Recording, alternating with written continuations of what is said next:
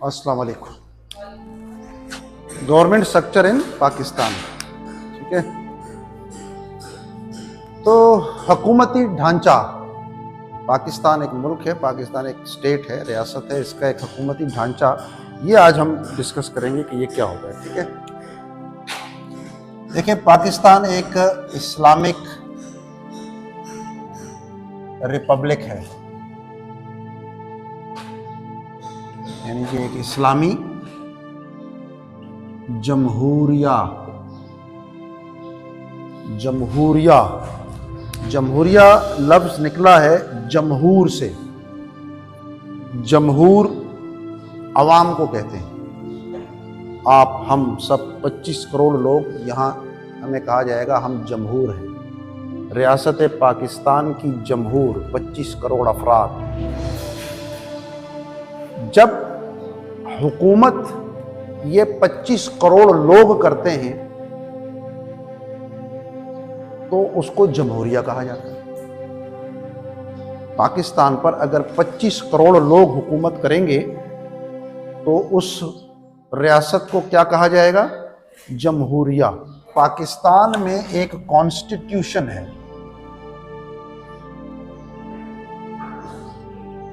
यानी आइन है, जिसको उर्दू में हम दस्तूर भी कहते हैं। ये तहरीरी आइन है।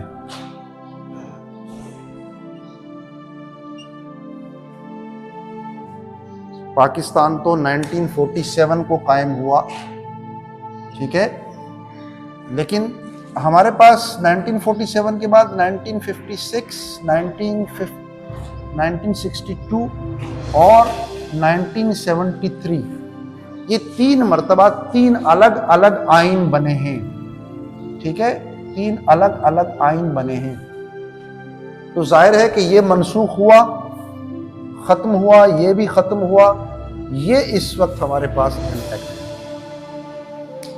ये एक किताब है, ये एक दस्तावेज है जो ये बताती है कि ये जो जमहूरिया है, इस जमहूरिया में हुकूमत कौन करेगा,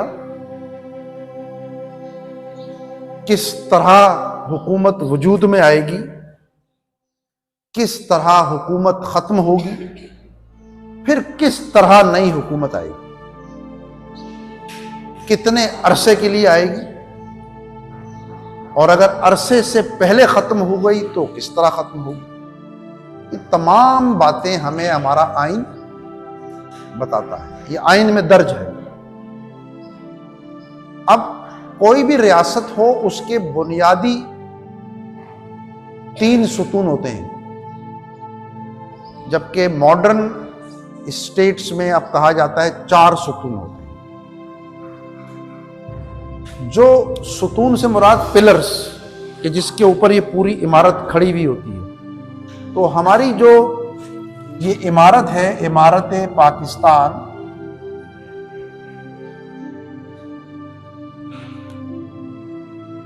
अगर ये हमारी इमारत है तो इसके जो 4 पिलर्स हैं, वो 4 पिलर्स जिसके ऊपर ये खड़ी है ये इमारत, ये सारी इमारत। तो इसमें जो पहला है उसको हम कहते हैं उर्दू में मुकन्नना, यानी कि पार्लियामेंट कहते हैं।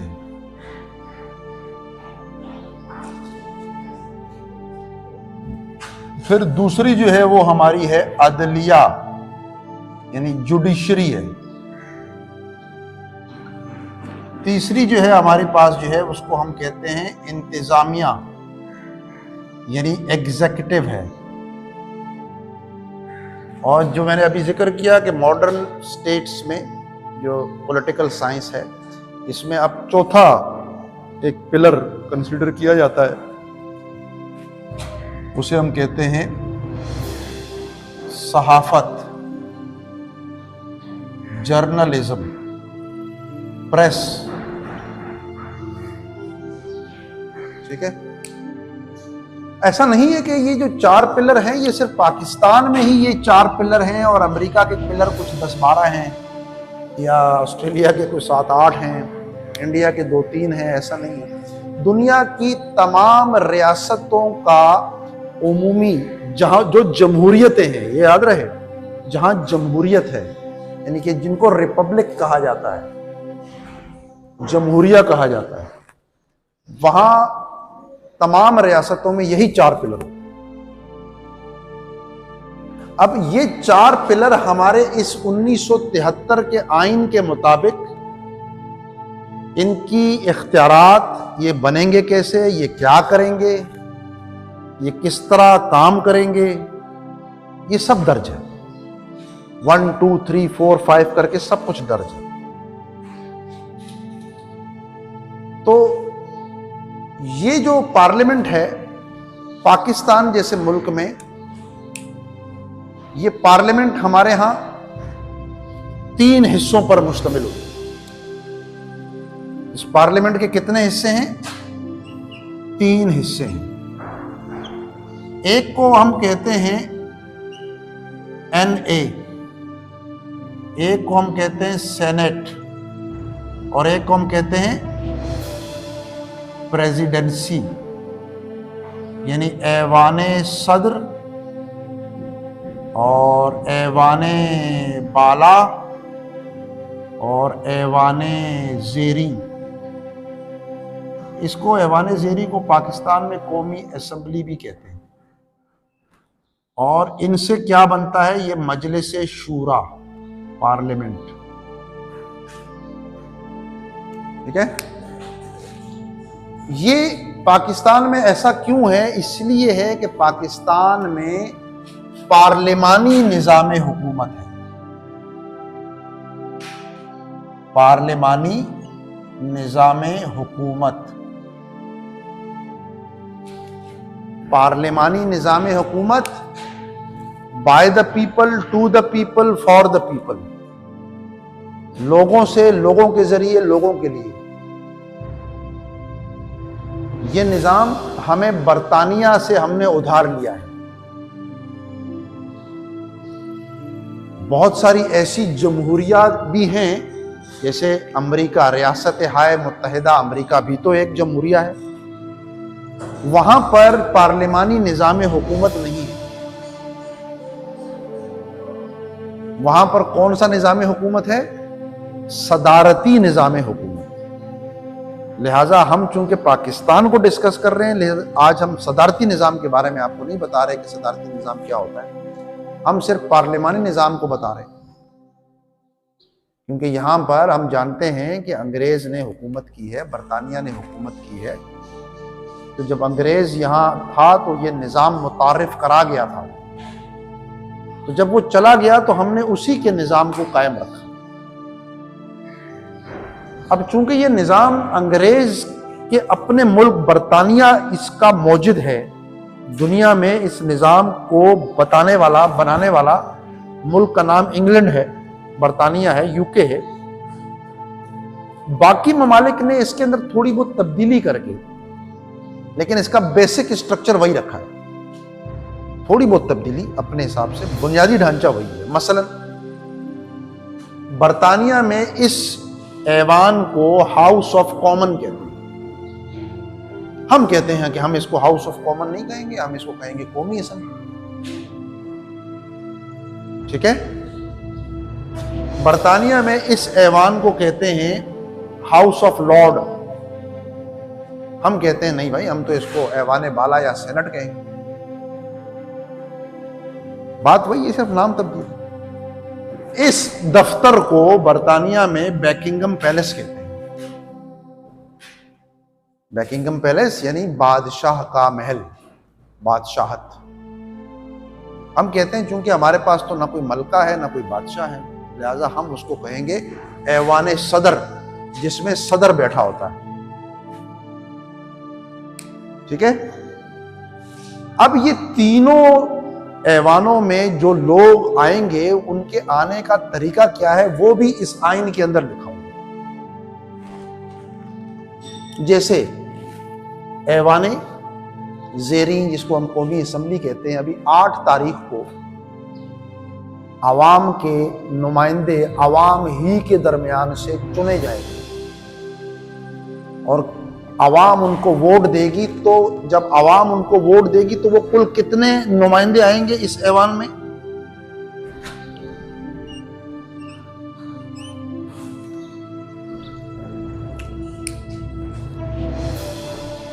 गुज़िश्ता इलेक्शन में ये 272 थे, इस इलेक्शन में ये 266 हो गए। ठीक है, ये जो हमारा दफ्तर है जिसको हम सेनेट कहते हैं, ऐवान बाला कहते हैं, इसमें टोटल कितने लोग होंगे? 100 लोग होंगे। और ये जो ऐवान सदर है इसमें कितने लोग होंगे? इसमें एक ही बंदा होगा।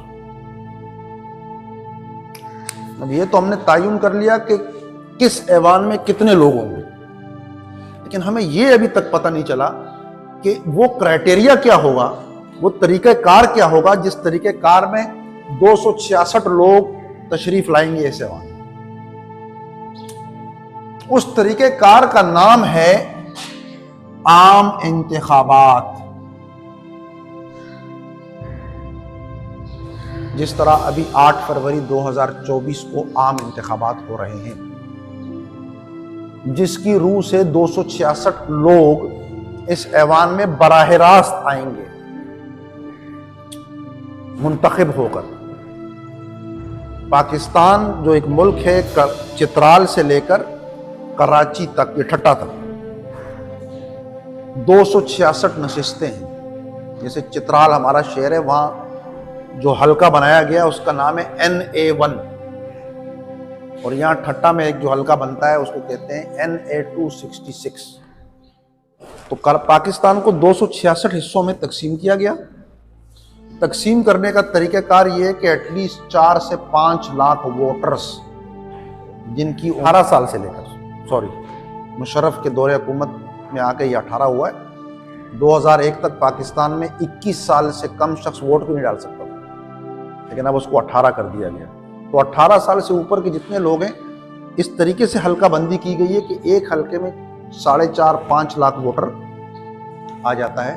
फिर उस हल्के से बहुत सारे लोग इलेक्शन के लिए उम्मीदवार खड़े होते हैं।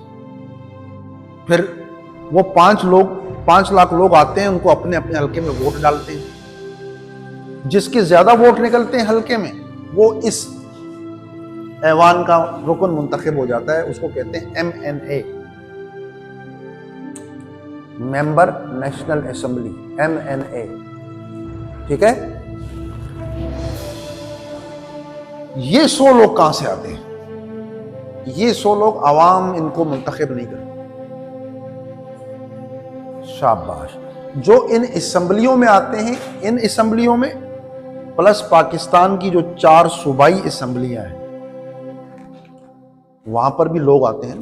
तो सूबाई असेंबली के अंदर जो लोग आवाम के वोट से मुंतखब हुए हैं वो, और जो नेशनल असेंबली में मुंतखब हुए हैं वो फिर आपस में वोट डालकर एक शख्स को मुंतखब करते हैं, 100 लोगों को मुंतखब करते हैं सेनेट में। लेकिन इसका मैकेनिज्म इस तरीके से रखा गया है कि इसमें इक्वल पार्टिसिपेशन का फार्मूला रखा गया है। यानी पाकिस्तान के कितने सूबे हैं? 4। हर सूबे से कितने सेनेटर मुंतखब होंगे? 25। ये नहीं देखा जाएगा कि पंजाब तो बहुत बड़ा सूबा है तो पंजाब से तो ज्यादा होने चाहिए, नहीं, वो यहां है। इस 266 में 146 तो सिर्फ पंजाब की सीटें हैं। और अंदाजा लगाएं आप, पीछे क्या रह जाता है? 120। 3 सूबों से 120 सीटें और एक सूबे से 146 सीटें। इसीलिए कहा जाता है पंजाब से जो जीतता है वो पाकिस्तान में हुकूमत वही बनाता है। लेकिन जब बात सेनेट की आती है तो सेनेट में ये फार्मूला नहीं है। पंजाब से भी 25 लोग मुंतखब होंगे, सिंध से भी, KPK से भी और बलूचिस्तान से। ऐसा क्यों है? ऐसा इसलिए कि खुदा ना ख्वास्ता अगर कोई एक सूबा ज़ाहिर है कि मेजॉरिटी में हो और वो अपनी पाकिस्तान में हमेशा पंजाब से ही हुकूमत आएगी। हम भुगत चुके हैं ना पहले इंडिया में। हमारा मसला था क्या इंडिया के साथ? अच्छे खासे 1000 बरस से रहे तो रहे थे, लेकिन हम वहाँ हुक्मरान थे एक ज़माने में, यानी मुगल थे, मुसलमान थे, हुक्मरान थे। जब वो चले गए, अंग्रेज आ गया, अंग्रेज ने जमहूरी निज़ाम किया। जमहूरी निज़ाम के तहत मुसलमान इंडिया में अक़लियत हो गया, क्योंकि वोट के सिस्टम में तो फिर अक़लियत है। तो हमें खौफ हुआ कि यार अगर हम इनके साथ रहेंगे तो हमेशा हिंदू ही जीतेगा, हिंदू ज़्यादा है, लिहाजा हमको अपना अलग मुल्क चाहिए। तो उस चीज़ को पेश नज़र रखकर हमने इक्वल डिस्ट्रीब्यूशन की है सेनेट की इलेक्शन, 25-25 लोग, ठीक है। क्योंकि जब कानून बनाएंगे तो ये और ये मिलकर कानून बनाते हैं, तो फिर हर सूबे की नुमाइंदगी होगी। बात समझ में आ गई। जब ये भी मुंतखब हो जाते हैं तो ये और ये मिलकर इस एक बंदे को मुंतखब करते हैं। तो ये था मुंतखब करने का तरीक़ाकार। अब हम इससे थोड़ा आगे बढ़ते हैं। जब ये लोग बन जाते हैं तो ये कहलाती है मुकन्नना। मुकन्नना मतलब लफ्ज निकला है कानून से, कानून बनाने वाले, लेजिस्लेटिव असेंबली, और जो कानून साजी करते हैं वो लेजिस्लेचर कहलाते हैं। पूरी दुनिया में इसका काम होता है कानून बनाना, कवानीन बनाना। क्यों बनाना? ताकि मुल्क में अमन व अमान कायम रखा जा सके। कानून बनाना इसकी जिम्मेदारी। लेकिन इसी मुकन्नना में से एक चीज निकल कर आती है, उसे हम कहते हैं एग्जीक्यूटिव।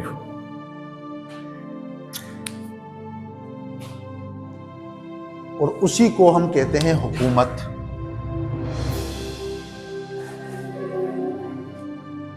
जो भी पार्टी इन दोनों ऐवानों में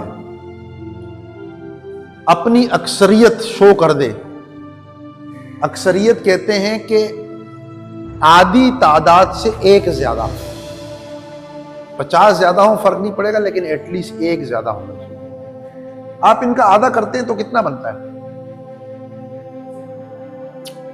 3। अच्छा, ये वाज़ेह है कि ये डायरेक्ट लोग हैं।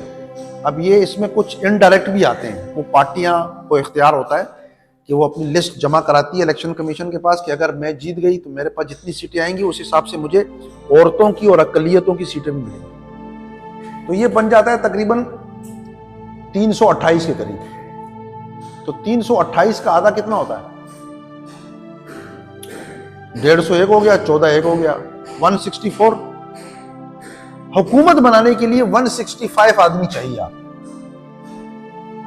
जिसके पास भी 165, आधा 164 है, इससे ऊपर एक। अगर आपके पास 10 हैं 20 हैं वो चलेगा, लेकिन कम से कम इससे कम पे हुकूमत नहीं बन सकती, क्योंकि ये इसकी मेजोरिटी हो गई ना, एक वोट ज्यादा। तो जिसके पास इतनी या इससे ज्यादा तादाद होती है जिस पार्टी के पास, वो क्या करती है? हुकूमत बनाती, फिर वो इसका हिस्सा हो जाती है। ठीक है, इसका काम होगा कानून बनाना।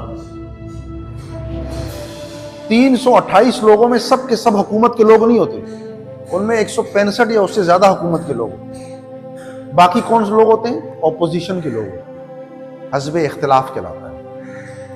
लेकिन इन 165 लोगों में भी सारे के सारे हुकूमत के वजीर नहीं होते।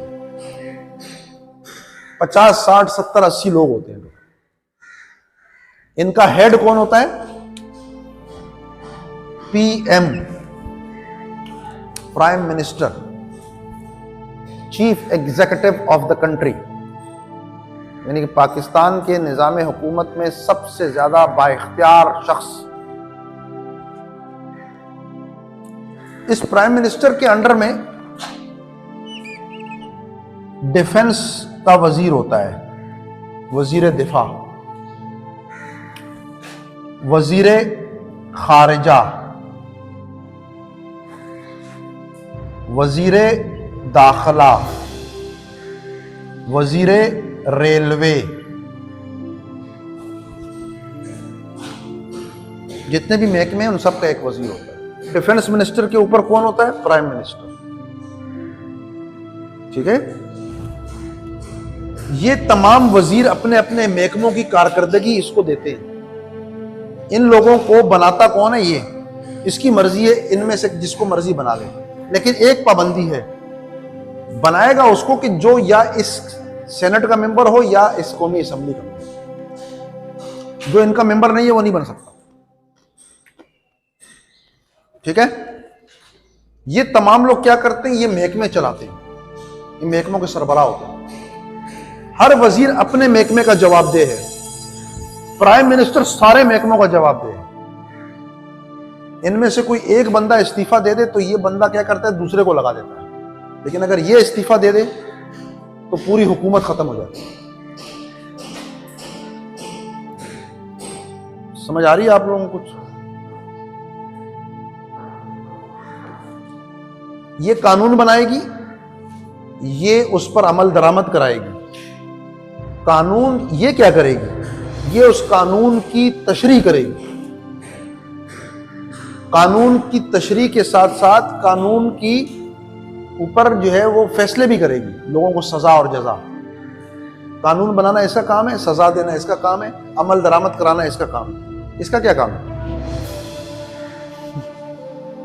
इसका काम है नजर रखना कि हुकूमत कहीं गड़बड़ कर रही है तो उसको आवाम, क्योंकि आवाम को जानने का राइट है, पूरी दुनिया में आवाम को ये जानने का राइट है कि उसकी हुकूमत के नुमाइंदे क्या कर रहे हैं।